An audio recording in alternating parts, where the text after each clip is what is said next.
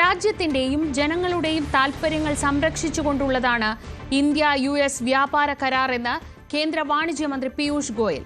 കർഷകരുടെയും ക്ഷീരകർഷകരുടെയും താൽപര്യങ്ങളിൽ വിട്ടുവീഴ്ച ചെയ്തിട്ടില്ലെന്നും പീയൂഷ് ഗോയൽ വ്യക്തമാക്കി. यूनाइटेड स्टेट्स ऑफ अमेरिका के अधिकारियों के साथ, मंत्रियों के साथ लगातार डायलॉग बनाई हुई थी, बातचीत में कर रही थी. कई सारे जटिल विषय थे, कई सारी समस्याएं थी. भारत के ऊपर 50% रेसिप्रोकल टैरिफ लगा हुआ था. उद्योग जगत को, हमारे किसानों को जो बड़ी मात्रा में निर्यात करते हैं, सभी को तकलीफ हो रही थी. हमारे marine exporters, sea food exporters भी दिक्कत में थे. वस्त्र क्षेत्र, टेक्सटाइल सेक्टर में भी आवश्यकता थी कि ये रेट कम हो. यहां तक कि कुछ दिन पहले तक विपक्ष के नेता भी हमें पूछ रहे थे कि कब होगा US डील. और मैं हैरान हूं, ये डबल स्टैंडर्ड्स जो राहुल गांधी जी बार बार दिखाते हैं. माननीय प्रधानमंत्री नरेंद्र मोदी जी ने कल इतनी बढ़िया डील भारत के लिए तय की है, जो इतने वर्ष, एक महीनों में हम तय नहीं कर पा रहे थे. ഇന്ത്യ എണ്ണ വാങ്ങുന്നത് നിർത്തുന്നത് സംബന്ധിച്ച് ഔദ്യോഗികമായ അറിയിപ്പൊന്നും ലഭിച്ചിട്ടില്ലെന്ന് ഇതിനിടെ റഷ്യ വ്യക്തമാക്കി. നയതന്ത്ര പങ്കാളിത്തം വികസിപ്പിക്കാനുള്ള നീക്കങ്ങൾ തുടരുമെന്നും ക്രെംലിൻ വക്താവ് ദിമിത്രി പെസ്കോവ് അറിയിച്ചു. അജയ് സുധാ ബിജു വിവരങ്ങളുമായി. അജയ്, ഒരുപക്ഷെ യൂറോപ്യൻ യൂണിയനുമായി ഇന്ത്യ ഒപ്പിട്ട കരാർ ഒരു സമ്മർദ്ദമായി വന്നു. അതേ തുടർന്നാണ് ഇത്രയും നാൾ നീണ്ടുനിന്ന ചർച്ചകൾക്കൊടുവിൽ ഇന്ന് വളരെ പെട്ടെന്ന് ഇങ്ങനെ ഒരു കരാർ ഒപ്പിട്ട വിവരം, കരാറിലേക്ക് എത്തിയ വിവരം ഡൊണാൾഡ് ട്രംപ് പ്രഖ്യാപിക്കുന്നത് എന്ന് വേണം മനസ്സിലാക്കാൻ. ഇപ്പോൾ വാണിജ്യമന്ത്രി കാര്യങ്ങൾ വിശദീകരിച്ചുകൊണ്ട് എന്തൊക്കെയാണ് പറഞ്ഞത്, എങ്ങനെയാണ് ഈ കരാറിൽ എത്തിയതെന്നാണ് അദ്ദേഹം വ്യക്തമാക്കുന്നത്? ശ്രീജ, കഴിഞ്ഞ ഫെബ്രുവരിയിലാണ് ഈ വാണിജ്യ കരാർ സംബന്ധിച്ചുള്ള ചർച്ചകൾ ഇന്ത്യയും US തമ്മിൽ ആരംഭിക്കുന്നത്. അതിനുശേഷം ഇത് പല ആവർത്തി മുടങ്ങിപ്പോവുകയും അനിശ്ചിതമായി നീളുകയും ചെയ്യുന്ന കാഴ്ചകളെല്ലാം നമ്മൾ കാണാൻ സാധിച്ചതാണ്. ഒരു ഘട്ടത്തിൽ പീയൂഷ് ഗോയൽ തന്നെ പറഞ്ഞിരുന്നു, തലയ്ക്കുമേലെ ഈ തോക്ക് ചൂണ്ടിക്കൊണ്ട് ഒരിക്കലും തങ്ങളെ സമ്മർദ്ദത്തിലാക്കാം എന്ന് കരുതണ്ട, അത്തരത്തിൽ ഒരു ഭീഷണിക്ക് മുതിർന്നുകൊണ്ട് ഒരിക്കലും ഒരു വ്യാപാര കരാർ സാധ്യമല്ല എന്ന് നമ്മുടെ വാണിജ്യമന്ത്രി അന്ന് തന്നെ വ്യക്തമാക്കിയിരുന്നു. എന്നാൽ ഇപ്പോൾ യൂറോപ്യൻ യൂണിയനുമായിട്ട് ഇന്ത്യയുടെ ഒരു വ്യാപാര കരാർ അത് യാഥാർത്ഥ്യമായതിനു ശേഷമാണ് US പെട്ടെന്ന് തന്നെ ഈ ചർച്ചകൾക്ക് ചൂടുപിടിപ്പിക്കുകയും അതിനുശേഷം ഈ വ്യാപാര കരാർ അത് സാധ്യമാവുകയും ചെയ്തത്. തീർച്ചയായിട്ടും ശ്രീജ സൂചിപ്പിച്ചതുപോലെ തന്നെ ഈ യൂറോപ്യൻ യൂണിയനുമായിട്ടുള്ള ഇന്ത്യയുടെ ബന്ധം അത് US-നെ കൂടുതൽ ആശങ്കയിലാക്കിയിട്ടുണ്ട് എന്ന് വേണം കരുതാൻ. കാര്യം യൂറോപ്പിലേക്ക് ഉള്ള ഇന്ത്യയുടെ ഒരു വ്യാപാരം അതെന്ന് പറയുന്നത് അമേരിക്കയുമായി നിലനിന്നിരുന്ന ഒരു വ്യാപാരത്തെ കവച്ചു വയ്ക്കുന്നതാണ്. ഇന്ത്യയിലുള്ള വസ്ത്ര വ്യാപാരികൾ, അതുപോലെ തന്നെ അവരുടെ സമുദ്രോൽപ്പന്നങ്ങൾ, അതുപോലെ മറ്റ് തുകൽ വ്യാപാരികൾ,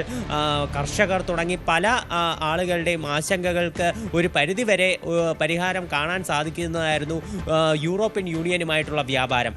അപ്പോൾ ഇത് തന്നെയാണ് ഇന്ത്യക്ക് ഈ US-ന് പുറത്ത് മറ്റൊരു വലിയ കച്ചവട സാധ്യത അത് തുറന്നു കിട്ടിയത് തന്നെയാണ് US-നെ ആശങ്കപ്പെടുത്തിയിട്ടുണ്ടാകും എന്ന് വേണം നമുക്ക് ഈ സാഹചര്യത്തിൽ കരുതാൻ വേണ്ടിയിട്ട്. അത് തന്നെയാണ് നിലവിൽ പെട്ടെന്നൊരു വ്യാപാര കരാറിലേക്ക് എത്തിച്ചേർന്നതും ഇന്ത്യയുടെ അയൽ രാജ്യങ്ങളെക്കാൾ വളരെ കുറഞ്ഞൊരു താരിഫ് നിരക്ക് ഇന്ത്യക്ക് മേൽ ഇപ്പോൾ നിലവിൽ കൊണ്ടുവരാൻ വേണ്ടി സാധിച്ചതും. ഈ 50% നിന്നാണ് നിലവിലുള്ള 18% ഇന്ത്യയുടെ താരിഫ് കുറച്ചിട്ടുള്ളത്. ഇന്ത്യയുടെ അയൽ രാജ്യങ്ങളുടെ താരിഫ് നോക്കുകയാണെങ്കിൽ പാകിസ്ഥാന് 19% താരിഫ്, ബംഗ്ലാദേശിനും ശ്രീലങ്കയ്ക്കും 20% താരിഫ്, ചൈനയ്ക്ക് മേൽ 34% താരിഫ് എന്നിവയാണ് നിലവിലുള്ളത്. അതിനേക്കാൾ കുറഞ്ഞ നിരക്കാണ് ഇപ്പോൾ ഇന്ത്യക്ക് മേൽ ചുമത്തിയിട്ടുള്ളത്. അതായത് ട്രംപ് നേരത്തെ പറഞ്ഞ ആ വാക്ക് പാലിച്ചുകൊണ്ടുള്ളൊരു കാര്യമാണ് ഇപ്പോൾ മുന്നോട്ട് വന്നിട്ടുള്ളത്. ഇന്ത്യ US തമ്മിലുള്ള ഒരു വ്യാപാര കരാർ അത് സാധ്യമായി ഉടൻ തന്നെ ഇന്ത്യക്ക് മേലുള്ള തീരുവ അത് വളരെയധികം കുറച്ച് താഴേക്ക് കൊണ്ടുവന്നു. എന്നാൽ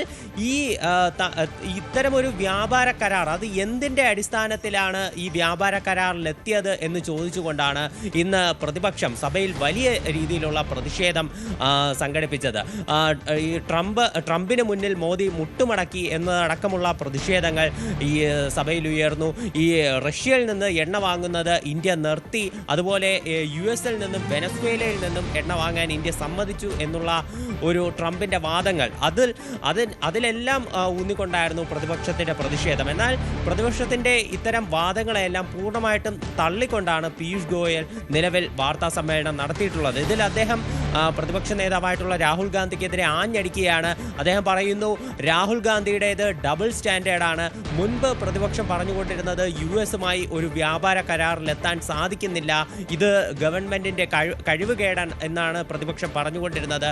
എന്നാൽ ഇപ്പോൾ ഒരു വ്യാപാര കരാറിലെത്തിയിട്ടും പ്രതിപക്ഷം ഇത്തരത്തിലൊരു പ്രതിഷേധം ഉയർത്തുന്നത് അത് ശരിയല്ല എന്ന് പീയൂഷ് ഗോയൽ പറയുന്നു. ഇന്ത്യയുടെ ഈ ക്ഷീര കർഷകരുടെയും അതുപോലെ തന്നെ മറ്റ് കർഷകരുടെയും ഒന്നും തന്നെ താല്പര്യങ്ങൾ അത് ബലികഴിപ്പിക്കാത്ത രീതിയിലാണ് ഈ വ്യാപാര കരാറിൽ ഒപ്പിട്ടതെന്നാണ് പീയൂഷ് ഗോയൽ പറഞ്ഞത്. നമുക്കറിയാം, മുൻപ് പ്രധാനമന്ത്രി നരേന്ദ്രമോദി ഉൾപ്പെടെ വേദിയിൽ പറഞ്ഞൊരു കാര്യമാണ്, US-മായി അല്ലെങ്കിൽ ഈ അന്താരാഷ്ട്ര വിപണിയിൽ നിരവധി അനിശ്ചിതത്വങ്ങൾ നിലനിൽക്കുമ്പോൾ രാജ്യത്തുള്ള ക്ഷീര കർഷകരുടെയും മറ്റ് കർഷകരുടെയും താല്പര്യങ്ങൾ ഒരിക്കലും വിട്ടു നൽകില്ല. ഇത് കാരണം തനിക്ക് വ്യക്തിപരമായ ചില നഷ്ടങ്ങൾ ഉണ്ടായേക്കാം, എന്നാൽ അതെല്ലാം തൻ്റെ രാജ്യത്തെ ജനങ്ങൾക്ക് വേണ്ടി സഹിക്കും എന്നാണ് മുൻപ് നരേന്ദ്രമോദി പറഞ്ഞത്. ഇപ്പോഴും പീയൂഷ് ഗോയൽ ഈ കാര്യം തന്നെയാണ് ആവർത്തിക്കുന്നത്. എന്നാൽ ഇന്ത്യക്കുള്ള ഒരു ആശങ്കയെന്ന് പറയുന്നത് അമേരിക്കയുടെ കാർഷിക സെക്രട്ടറി ആയിട്ടുള്ള ബ്രൂക്ക് റോളിൻസ് പറഞ്ഞ ഒരു പരാമർശമാണ്. അതായത് ബ്രൂക്ക് റോളിൻസ് പറഞ്ഞത് US-മായി ഈ വ്യാപാര കരാറിൽ ഇന്ത്യ ഏർപ്പെട്ടതോടെ ഇന്ത്യയുടെ ഒരു കാർഷിക മേഖല അത് US-ന് തുറന്നു നൽകപ്പെട്ടു. ഇതോടെ US-ലുള്ള കാർഷിക ഉൽപ്പന്നങ്ങൾ ഇന്ത്യയിലേക്ക് ഇറക്കുമതി ചെയ്യാൻ സാധിക്കും, ഇന്ത്യയിൽ കച്ചവടം ചെയ്യാൻ സാധിക്കും എന്നാണ് ബ്രൂക്ക് റോളിൻസ് പറഞ്ഞത്. ഇപ്പോൾ യൂറോപ്യൻ യൂണിയനുമായിട്ട് ഇന്ത്യ വ്യാപാര കരാറിൽ ഏർപ്പെട്ടപ്പോൾ പോലും ഈ കാർഷിക മേഖല അത് യൂറോപ്യൻ യൂണിയൻ്റെ പൂർണ്ണമായിട്ടും തുറന്നു നൽകുന്ന ഒരു സമീപനം ഇന്ത്യ സ്വീകരിച്ചിരുന്നില്ല. ക്ഷീരമേഖലയ്ക്ക് ഉൾപ്പെടെ അവിടെ ഒരു നിയന്ത്രണം ഏർപ്പെടുത്തി. എന്നാൽ ആപ്പിൾ വിപണി മാത്രമാണ് ഈ തുറന്നു കൊടുക്കപ്പെട്ടത്. ഇതിലുൾപ്പെടെ ഒരു പ്രതിഷേധം വന്നതാണ്. മറ്റ് കാർഷിക മേഖലകളിലെല്ലാം ഇന്ത്യ കടുത്ത നിയന്ത്രണം പാലിച്ചുകൊണ്ടാണ് ആ വ്യാപാര കരാർ ഒപ്പിട്ടത്. എന്നാൽ ഈ US-ലുള്ള ഒരു കാർഷിക സെക്രട്ടറി തന്നെ ഇത്തരത്തിൽ US-ൻ്റെ കാർഷിക രംഗം അത് ഇന്ത്യക്ക് മുമ്പാകെ തുറന്ന് വയ്ക്കപ്പെട്ടു.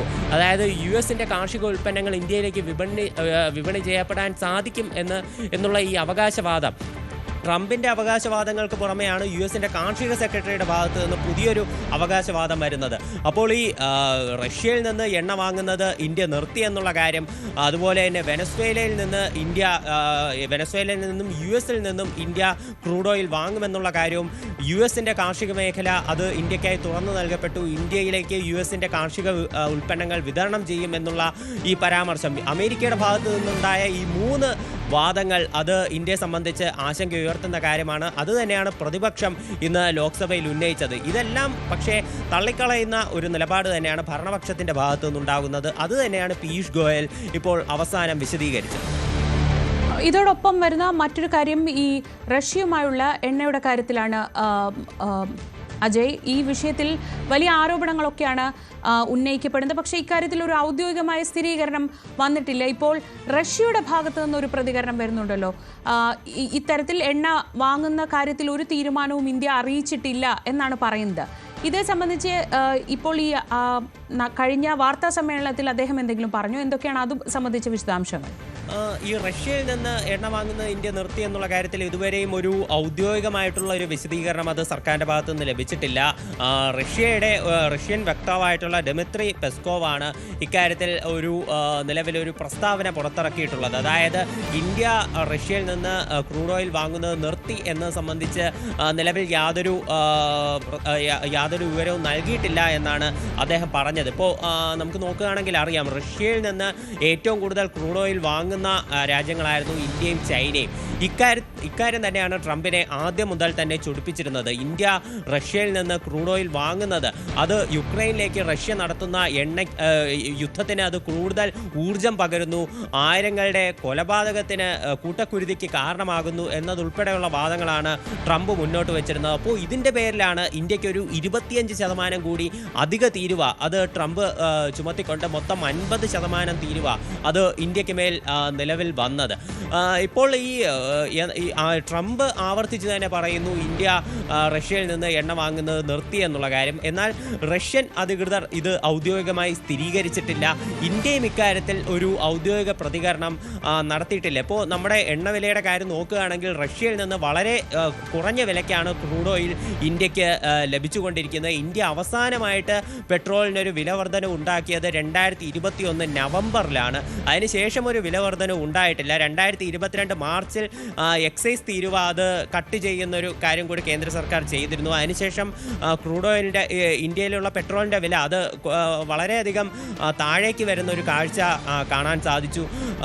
പക്ഷേ ഇപ്പോൾ ഈ ഒരു റഷ്യയിൽ നിന്ന് ക്രൂഡ് ഓയിൽ വാങ്ങുന്നത് നിർത്തി ഇന്ത്യ US-ൽ നിന്നും വെനസ്വേലയിൽ നിന്നും വാങ്ങുന്നത് ഇപ്പോൾ പ്രാവർത്തികമായി വരികയാണെങ്കിൽ സ്വാഭാവികമായിട്ടും അവിടെ നിന്ന് കൂടിയ നിരക്കിലായിരിക്കും ക്രൂഡ് ഓയിൽ ഇന്ത്യയിലേക്ക് ഒഴുകുക. അങ്ങനെയാണെങ്കിൽ പതിയെയാണെങ്കിലും പോലും സർക്കാരിന് ക്രൂഡ് ഓയിൽ ഈ പെട്രോളിൻ്റെ വില വർദ്ധിപ്പിക്കുന്ന ഒരു നിലപാടിലേക്ക് വരേണ്ടി വരും. അങ്ങനെയാണെങ്കിൽ അത് സർക്കാരിന് വലിയ രീതിയിലുള്ളൊരു തിരിച്ചടിയുമായി വരാൻ സാധ്യതയുണ്ട്. എന്തായാലും ഇന്ത്യയിലുള്ള സർക്കാർ മേഖലകളിൽ നിന്നും ഒന്നും തന്നെ ഈ മിനിസ്ട്രിയിൽ നിന്നാണെങ്കിലും അതുപോലെ തന്നെ സർക്കാർ വക്താക്കളിൽ നിന്നാണെങ്കിലും യാതൊരുവിധ ഔദ്യോഗിക സ്ഥിരീകരണവും ഇക്കാര്യത്തിൽ നിലവിൽ ഈ നിമിഷം വരെയും ഉണ്ടായിട്ടില്ല. ശരി, അജയ് സുധ ബിജുവാണ് വിവരങ്ങൾ നൽകിയത്. മുൻ കരസേനാ മേധാവി ജനറൽ MM നരവനെയുടെ ഓർമ്മക്കുറിപ്പ് ആയുധമാക്കി ഇന്നും പ്രതിപക്ഷം ലോക്സഭയിൽ. കൂടുതൽ വാർത്തകൾക്ക് News 18 Keralam YouTube channel subscribe ചെയ്യുക.